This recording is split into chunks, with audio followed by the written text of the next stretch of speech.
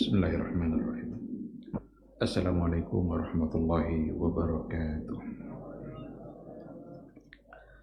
Innal hamdalillah nahmaduhu wa nasta'inuhu wa nastaghfiruh wa na'udzu billahi min shururi anfusina wa min sayyiati a'malina.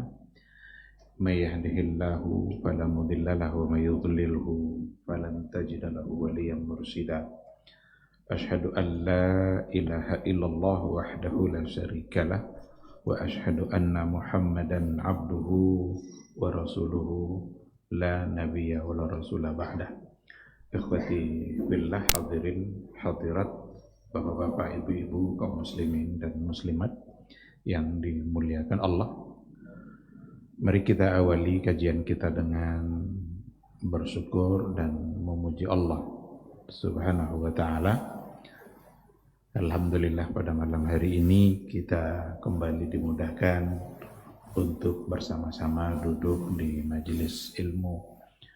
Mudah-mudahan Allah memudahkan kita semua untuk mendapatkan ilmu, dan dengan ilmu itu hidup kita menjadi terang. Dengan ilmu hidup kita bisa menjadi terarah, karena memang Islam itu terang sudah.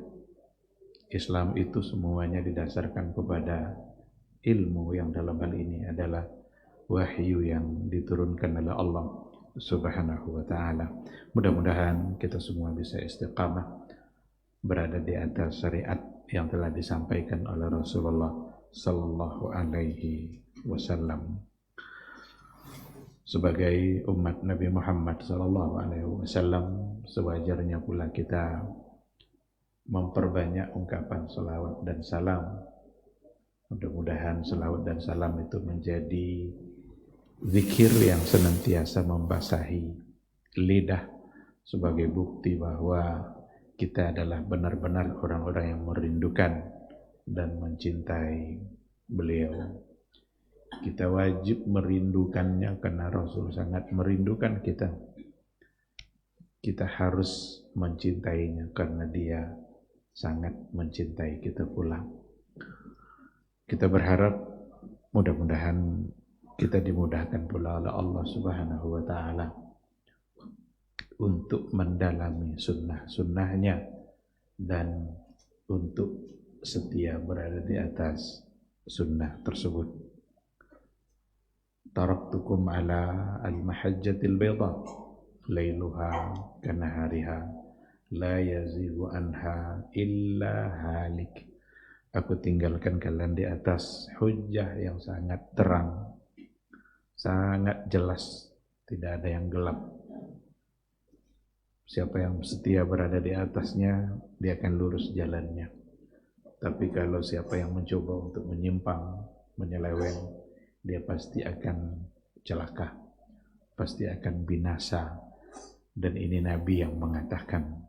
Menjadi sekali lagi, tetaplah berada di atas jalan Rasul kita sampai akhir hayat nanti. Dan mudah-mudahan di hari mahsyar semua kita bisa pula mendapatkan syafaat dan pertolongan dari beliau, yang tentu saja atas izin Allah Subhanahu wa ta'ala. Amin, amin ya rabbal alamin. Ikhwati fillah, ma'asyiral hadirin wal hadirat, rahimani Allahu wa iyyakum. Sesuai dengan tema yang kita angkat pada malam hari ini, beberapa hukum dan peristiwa yang ada pada empat alam. Empat alam yang dimaksud ini, empat alam yang akan kita lalui bersama. Saya tidak akan membahas empat alam dalam perspektif sufi, karena ada namanya alam nasut, ada alamul jabarut, ada alam malakut, ada alamul lahut. Kalau alam nasut itu alam syariat. Orang-orang berilmu pada level nasut berarti level syariat. Tapi nanti kalau sudah masuk Jabarut, itu sudah naik peringkatnya, tidak lagi sekedar bersyariat, sudah masuk pada tariqat. Tapi kalau sudah malakut, itu sudah hakikat. Sedangkan lahut yang ada di hatinya hanya Allah, dan itu sudah masuk pada ma'rifat. Saya tidak ingin membahas itu, karena saya tidak paham juga masalah yang seperti itu. Saya ingin membahas persoalan alam yang kita lewati sebagai manusia. Setiap kali kita masuk, pindah kepada alam baru, maka kita tidak akan pernah kembali kepada alam yang lama. Nanti pindah pula kepada alam yang ketiga, tidak akan pernah kembali lagi kepada alam yang sebelumnya. Sampai pada alam yang terakhir, yang kalau seandainya kita sudah sampai di situ, tidak akan kembali pula kepada alam yang sebelumnya. Pokoknya manusia semua kita akan melalui 4 alam itu. Setiap pindah kepada alam baru, tidak akan pernah kembali kepada alam yang sebelumnya. Apa yang 4 alam itu? Yang pertama, alam rahim. Keluar kita dari alam rahim, pindah kita kepada alam dunia. Kalau sudah pindah kepada alam dunia, tidak akan pernah kita kembali lagi kepada alam rahim. Selesai alam dunia, kita pindah kepada alamul barzakh. Alam barzakh. Kalau sudah masuk pada alam barzakh, tidak akan mungkin kita kembali lagi kepada alam dunia. Terakhir alam kita adalah alamul akhirah. Kalau sudah sampai pada alamul akhirah, namanya aja akhirah. Akhirah berarti akhir, itulah alam terakhir kita. Dan tidak akan kembali pula kepada alam yang sebelumnya. 4 alam ini masing-masing ada hukumnya, ada peristiwanya. Ada kejadian-kejadiannya, ada hukum-hukum yang terkait. Yang saya kira untuk menjelaskan ke-4 alam ini secara sempurna, secara lengkap, tentu akan membutuhkan waktu yang panjang. Tapi setidaknya kita mengenali hal-hal yang terpenting, peristiwa-peristiwa dan hukum-hukum yang ada pada 4 alam ini. Mungkin akan ada yang bertanya atau pernah mendengar, karena sebagian mengatakan 5 alam, bukan 4. Disebutkanlah yang pertama adalah alamur ruh. Mungkin kita pernah mendengar itu, alam ruh. Alam ruh itu sebenarnya bukan fase dari alam yang kita lewati. Karena ketika kita di dalam rahim, ditiupkan ruh. Nanti ketika kita hidup di dunia, ikut enggak ruh kita? Ikut ruh kita. Berarti dia bukanlah merupakan alam yang kita lewati. Tapi ruh itu sendiri punya alam bisa jadi. Dan hanya Allah yang tahu. Yas'alunaka 'anir ruh. Qulir ruhu min amri rabbi wa ma utitu minal ilmi illa qalila. Dulu para sahabat mereka bertanya tentang ruh. Katakanlah ruh itu urusan Rabb kamu. Jadi hanya Allah yang tahu. Wa ma utitu minal ilmi illa qalila. Kalian tidak diberikan ilmu kecuali hanya sedikit. Maka tidak ada kita yang akan mengerti secara detail apa itu ruh, seperti apa ruh. Sekarang kalau ditanya di mana beradanya ruh kita, kira-kira pada posisi badan kita. Apakah di seluruh tubuh kita dia seperti badan juga sehingga menghiasi seluruh tubuh kita? Ruh bisa keluar, bisa masuk. Maka saat kita tidur itu disebut kematian kecil. Nanti kematian besar ketika ruh sudah dicabut. Tapi kalau saat kita tidur, ruh bisa pergi kemana-mana. Maka kadang-kadang kita mimpi ketemu kawan lama. Bisa saja ruh ketemu dengan ruh. Bahkan ketemu dengan orang-orang yang sudah mati. Siangnya kita cerita, dan tahu saja datuk alam dadinya.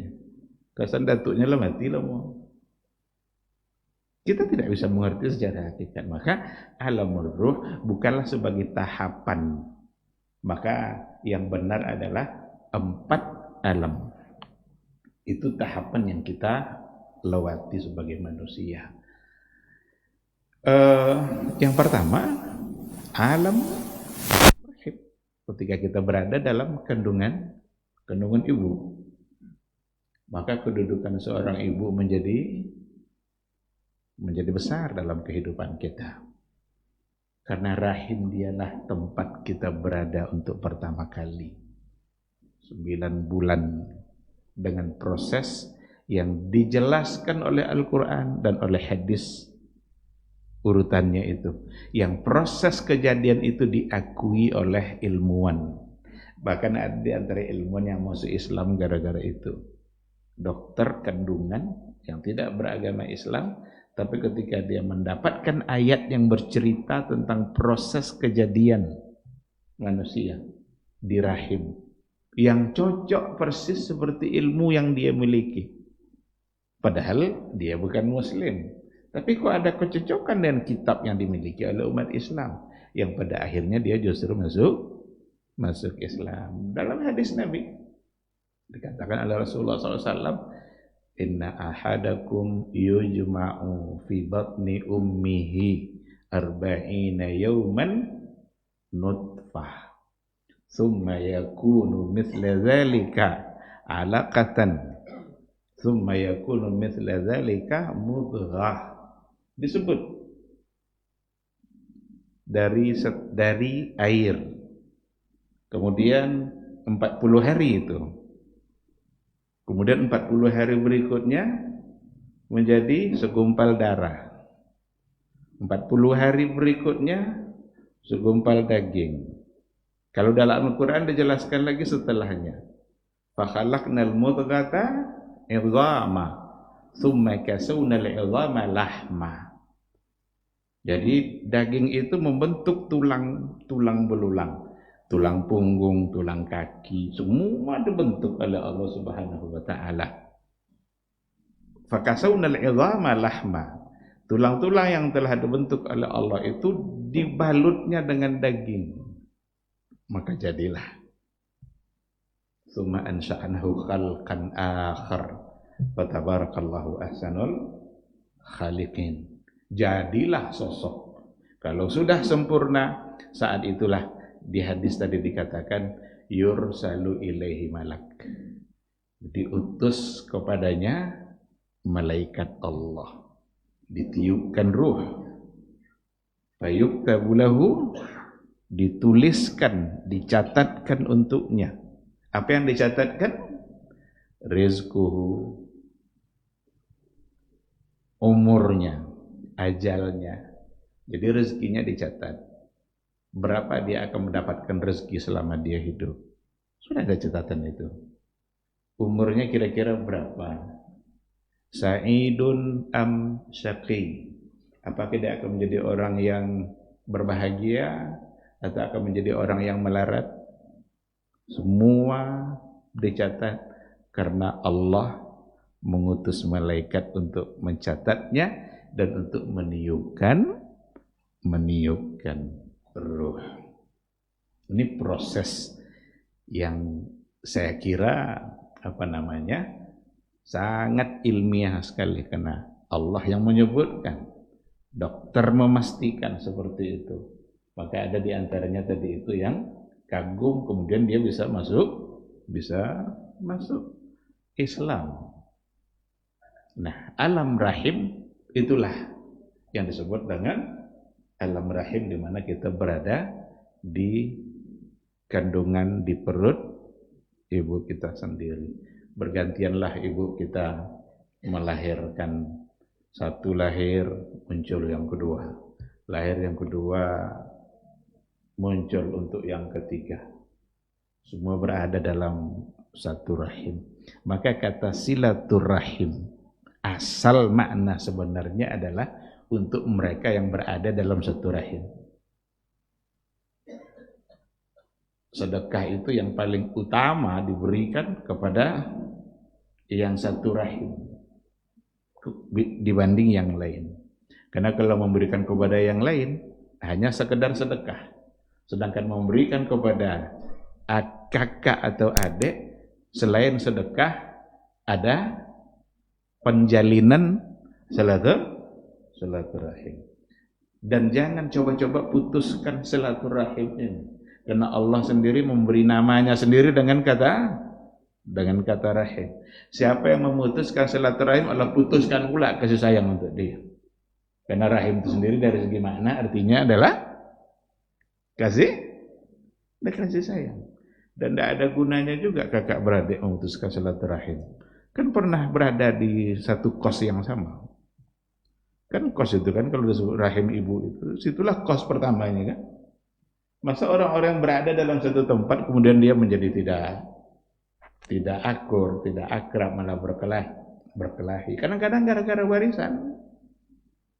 Gara-gara warisan itu bisa menjadi bermasalah. Tidak pula banyak-banyak kali warisan. Cuma karena kebagian yang ada sesuatu yang dirasa kurang pas, itulah sebabnya agama kita hadir untuk memberikan keadilan itu. Kalau sudah agama yang membagi, maka disitulah letak keadilan. Dalam Al-Quran itu ada gambaran bagaimana manusia secara umum kemudian dimulai dulu dari Adam. Walaqad khalaqnal insana min sulalatin min tin. Tsumma ja'alnahu nutfatan fi qararim makin. Kalau kita tengok tafsirnya para ulama, itu ketika dikatakan walaqad khalaqnal insana min sulalatin min tin, itu sebagian besar ulama mengatakan itu tujuannya kepada Adam sebagai manusia pertama, di mana Allah telah menjadikan manusia dari sulalah min tin. Sulalah itu saripati dari tanah. Ibnu Sa'di itu memberikan penjelasan bahwa diambillah saripati dari berbagai jenis tanah, dikumpulkan menjadi satu, diciptakanlah di situ Adam, sehingga lahirlah anak-anak Adam dengan tabiat-tabiat dan sifat-sifat yang berbeda-beda, karena memang saripatinya berbeda-beda, ada sifat, ada tabiat. Kan kita tidak sama tabiat kita. Ada yang baik, ada yang buruk, ada yang berkulit putih, ada yang berkulit hitam. Kalau kita dengar penjelasan dari ulama-ulama seperti tadi, itulah seperti yang dikatakan oleh Ibnu Sa'di dan juga ulama-ulama tafsir yang lain. Ketika diambil dari saripati, karena Adam kan makhluk terakhir yang diciptakan oleh Allah. Bumi, langit itu sudah diciptakan sebelumnya. Dan yang pertama diciptakan adalah qalam, adalah pena. Nanti ada langit, bumi, berarti tanah kan sudah ada. Dari saripati berbagai unsur tanah tadi itulah kemudian dihimpun dan diciptakanlah Adam. Ada memang yang menafsirkan tidak mesti itu Adam. Tapi manusia sendiri, semua kita, itu memang asalnya betul, itu min sulalatin min tin. Karena setelah ayatnya kan summa ja'alnahu nutfatan fi qararin makin. Kemudian kami jadikan yang diambil dari saripati tadi berubah menjadi nutfah. Nutfah itu setetes air mani. Kita makan dari mana? Yang kita makan apa? Di mana tubuhnya? Di tanah. Kalau kita makan daging, apakah makan dari situ juga? Daging hewan makan apa? Tumbuhnya dari mana? Jadi kalau ditengok betul, asalnya betul, itu adalah tetap dari tanah. Jadi tidak bisa kita menghindar. Bahkan dalam kajian-kajian maqasid syariah, kenapa kalau tidak ada air lalu gantinya tanah? Kalau air menghidupkan, wa ja'alna minal ma'i kulla syai'in hayy. Kami jadikan segala sesuatu dari air menjadi hidup. Tidak ada air gantinya apa? Tanah. Karena tanah adalah asal dari kehidupan. Itu dalam kajian maqasid itu syariah. Terlepas dari perbedaan para ulama, tapi yang jelas ayat tadi itu, apakah Adam yang memang asalnya dari tanah itulah asal manusia, atau manusia seperti kita berikutnya sampai hari kiamat, yang memang juga bisa diambil satu kesimpulan bahwa asal yang sesungguhnya sulalatin min tin tsumma ja'alnahu nutfah. Dari situlah nanti Allah jadikan nutfah, setetes air mani, nanti menjadi segumpal darah menjadi daging, Allah bentuk tulang belulang. Al-Quran ayat lain mengatakan huwallazi yusawwirukum fil arham. Dialah Allah yang yusawwirukum, yang membentuk kalian fil arham, di dalam rahim. Jadi Allah lah yang musawwir. Nah, ini kalau kita bawa kepada kajian hukum tentang kata musawwir. Musawwir itu artinya apa? Seperti membuat patung dan lain sebagainya. Kenapa Nabi melarang? Karena Allah lah yang berhak untuk membuat itu. Nanti di hari akhirat akan ditanya, dia diminta berikan nyawa dari patung yang kamu buat. Karena yang yusawwir itu adalah Allah Subhanahu wa ta'ala. Nanti apakah yusawwir di situ masuk fotografi atau tidak?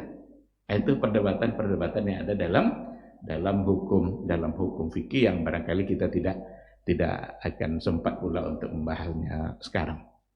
Nah, baik, jadi itu alam rahim. Allah Subhanahu wa ta'ala sudah memberikan kemuliaan kepada manusia semenjak dari awal kejadian itu. Sudah ada kemuliaan di situ. Apa buktinya? Nah, ini kalau kita coba ambil hukum, kan judul kita hukum dan peristiwa, hukum dan kejadian. Sekarang kalau kita ambil hukum di situ, apa hukum aborsi? Apa hukum menggugurkan kandungan? Kan haram. Kenapa haram? Berarti sudah ada penghormatan, sudah ada kemuliaan.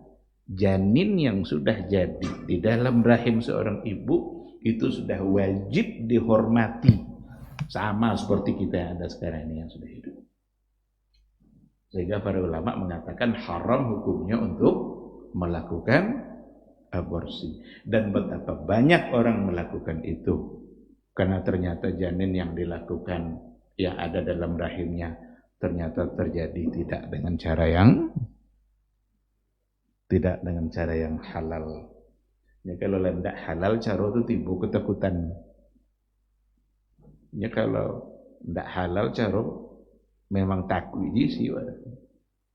Coba kalau halal, yang kita harapkan atau yang diharapkan oleh suami istri ketika sudah halal, pasti mudah-mudahan jadi. Karena halal.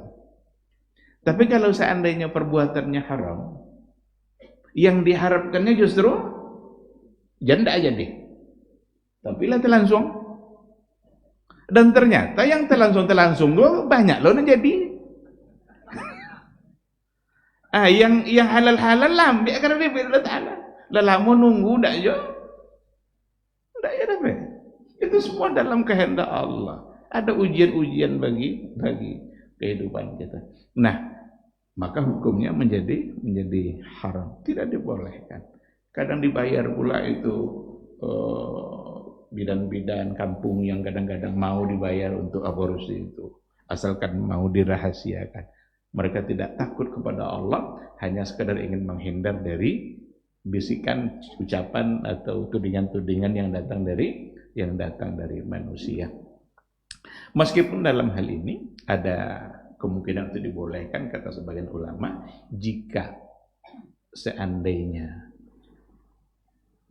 itu mengancam nyawa seorang ibu.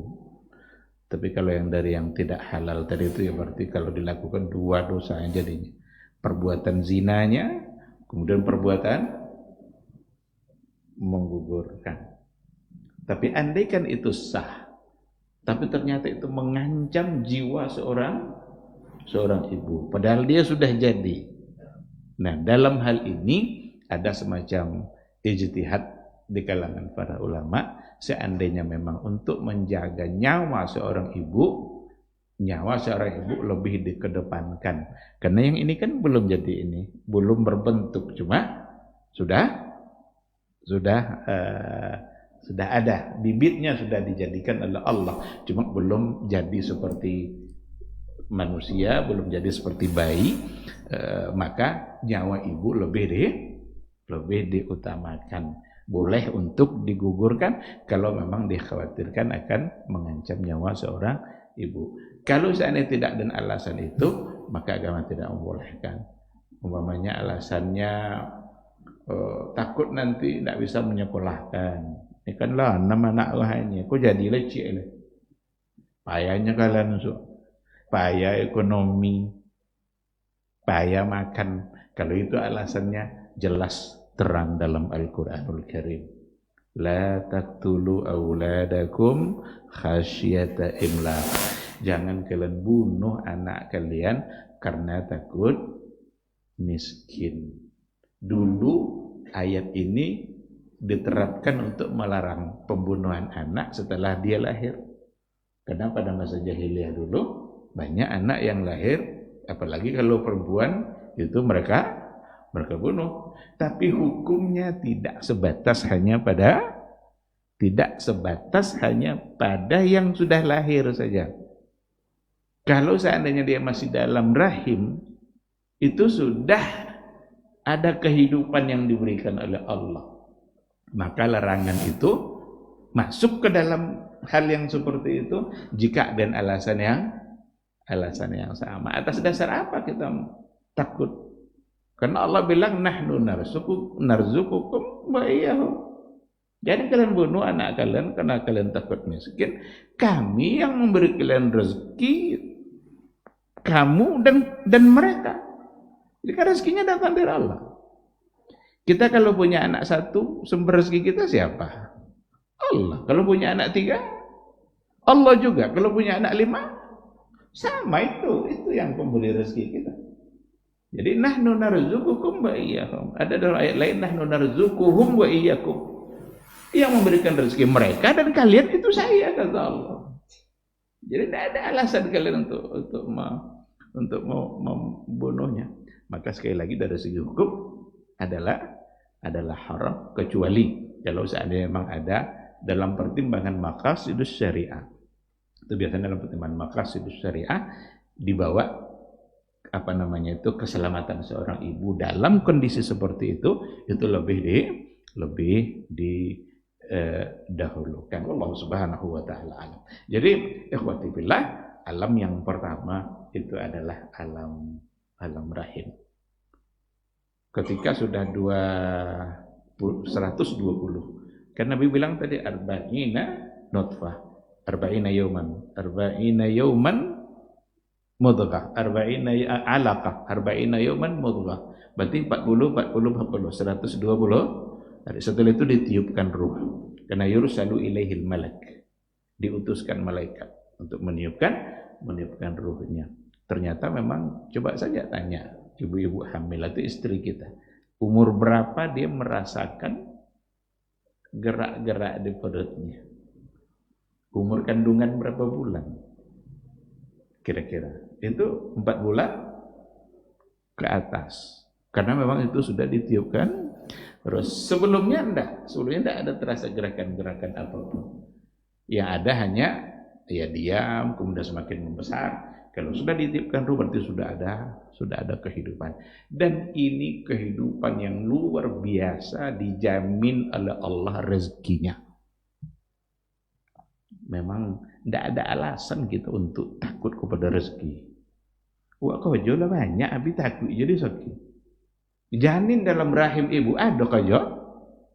Ada sakit? Kan banyak sakit kan?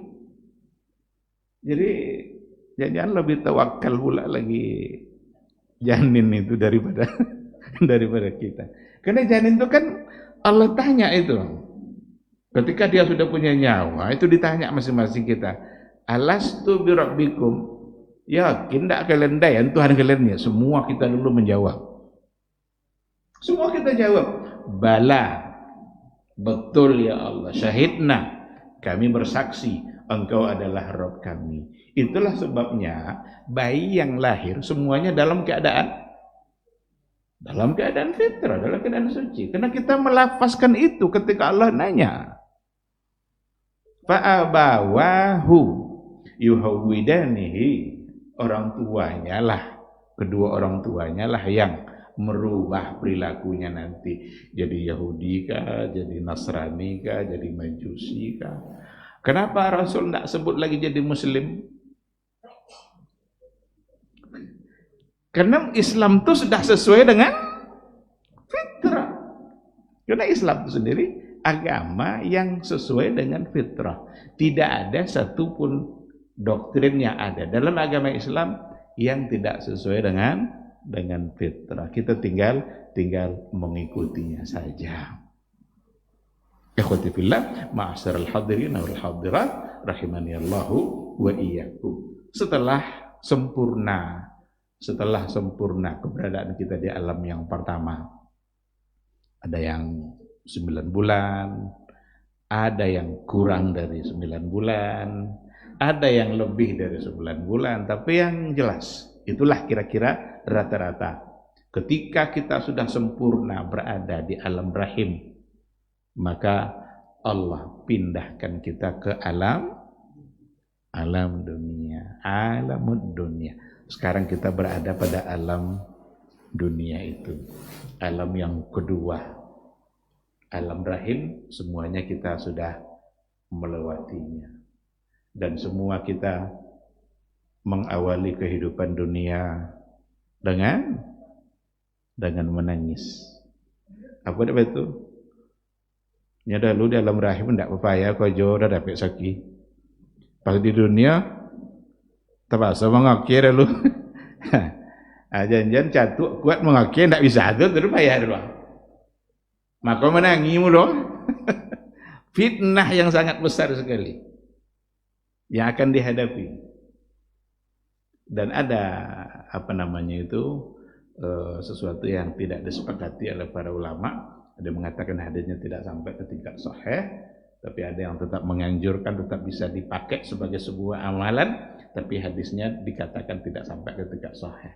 Yaitu, apakah diazankan bayi yang baru dilahirkan atau tidak? Hadisnya ada. Imam Ahmad menyebutkannya dalam kitab Musnadnya. Cuma sebahagian ulama mengatakan hadis itu tidak sampai ke tingkat sahih. Tapi ada yang tetap mengamalkan karena ada jalan-jalan riwayat yang meskipun tidak sampai ke tingkat sahih, tapi ketika memang didukung nanti oleh beberapa redaksi, itu bisa menjadi pegangan. Apa tujuannya? Supaya kata pertama yang didengarkan setelah dia lahir, mengawali kehidupan dunianya, kata pertama yang didengar telinganya adalah kata tauhid. Sebagaimana kata pertama yang didengarnya di alam rahim adalah kata tauhid. Karena Allah menanya. Kan dalam rahim tadi Allah nanya nih. Setelah ditiupkan ruh, Allah nanya, alastu birabbikum, bukankah saya Tuhan kalian? Semua kita menjawab, iya. Diperkuat nanti setelah dia dilahirkan. Ini alasan-alasan yang tetap menganjurkan. Tapi bagi yang mengatakan itu tidak sahih, ya abaikan saja, kan ya. Tidak mesti untuk diamalkan. Ya bagaimanapun ikhtilaf itu ada, para ulama memberikan penjelasan dan sangat logis alasannya kalau seandainya ingin diamalkan. Karena ada riwayat meskipun tidak sampai ke tingkat sahih. Dan tidak mesti pula nanti dikias-kiaskan. Apa kias? Ketika awal kehidupan di dunia diazankan, maka akhir kehidupan dunia juga diazankan. Maka menyalahkan di kubur diazan deh. Nah, itu dalil dikiaskan. Kias-kiasan itu tidak bisa. Kalau untuk mengazankan setelah lahir ada riwayat, cuma status yang diperselisihkan. Tapi kalau untuk setelah dikuburkan, menyalakan masuk, diazankan dulu. Bawa masuk. Dan alasan apa? Supaya kata terakhir nyalai dangau dek kata itu kan masuknya. Itu tidak kan. Jadi kok banyak masalah yang akan muncul untuk dipertanyakan. Masuk waktu sudah masuk Isya, kita akan setelah Isya dulu insyaallah. Nanti setelah sholat kita sambung. Wallahu subhanahu wa ta'ala alam. Subhanakallah wa bihamdika asyhadu an la ilaha illa anta astaghfiruka wa atubu ilaik. Wassalamualaikum warahmatullahi wabarakatuh.